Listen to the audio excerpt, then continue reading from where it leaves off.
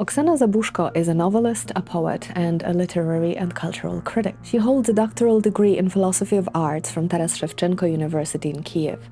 She has lectured in the US on Ukrainian culture at various universities, including Penn State and Harvard. She is considered one of the most important figures in the literary and cultural landscape of contemporary Ukraine. She was catapulted to fame after the publication of her first novel, Fieldwork in Ukrainian Sex, which was published in 1996 and translated into numerous other languages, including English. It was named the most influential Ukrainian book for the 15 years of independence. She is a courageous and outspoken critic of public affairs. When she compared Putin to Hitler 8 years ago at a public event in Berlin, her microphone was turned off. This year in Strasbourg, at a plenary session of the European Parliament, her comparison met with an ovation. Aware of a writer's responsibility to be a witness and to give testimony, she places language and truth at the core of her writing, not only when she comments on current events, but in her fiction too.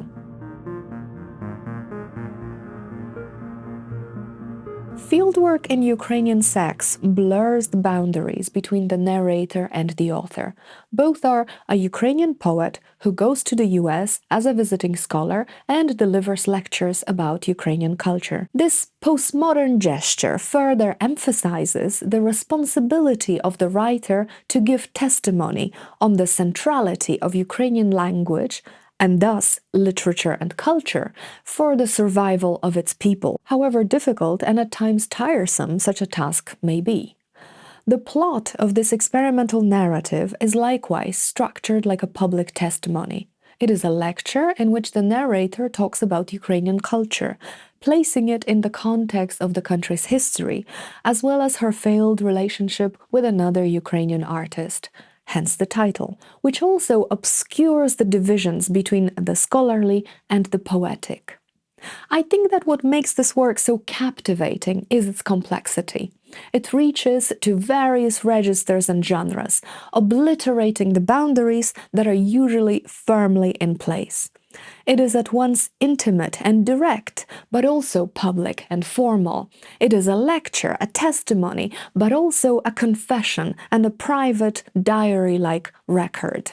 This mixture of genres and registers can be discerned in the following quote. "Ladies and gentlemen, I can see the bored expressions that have settled onto your faces. In your minds, you've already established the diagnosis: severe psychological problems on both sides.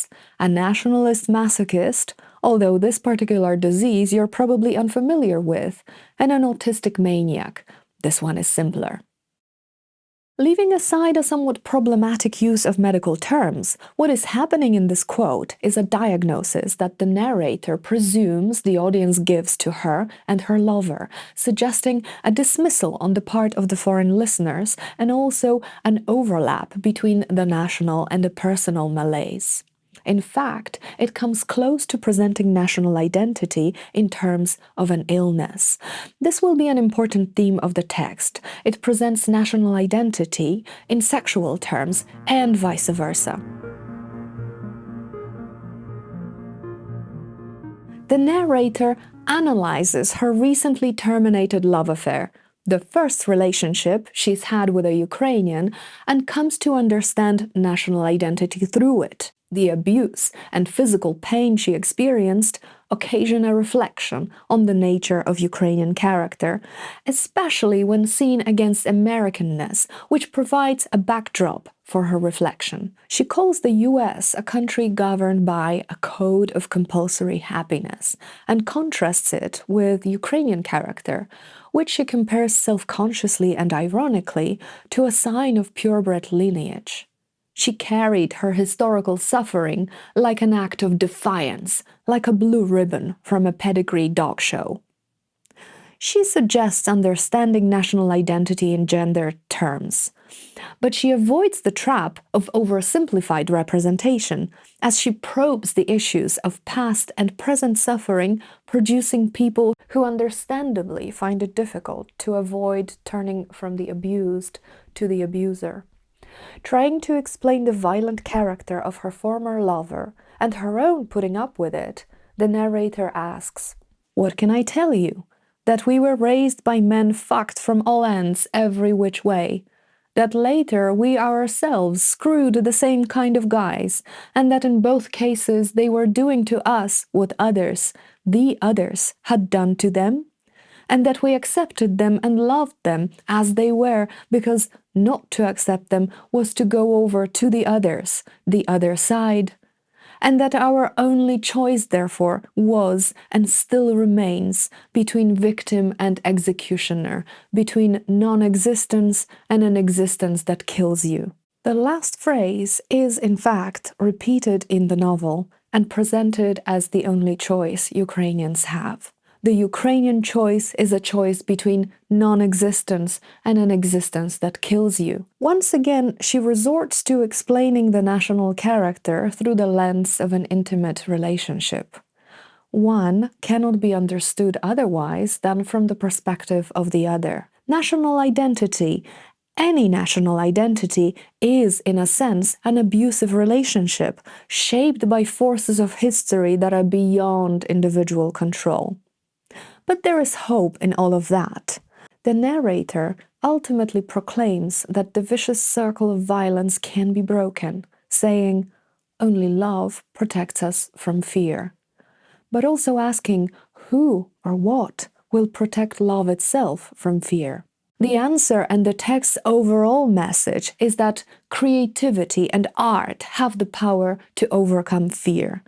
The narrator states forcefully, without love, children, poems, paintings, all is pregnant with death. She concludes her research in the US with this postulation, but the meaning of the concluding remarks should not be interpreted as a naive, sentimental belief that love conquers all. When she mentions children, poems, and paintings in one breath, the narrator makes an equating gesture between various forms of creating, either as a parent, bringing people to life, or as an artist, bringing life to art. This aspect of the text, the powerful affirmation of the creative powers of a poet and a scholar, must be seen in relation to the proposed understanding of national identity. She writes with compassion about the suffering of the Ukrainian nation, and she writes lovingly about the Ukrainian language.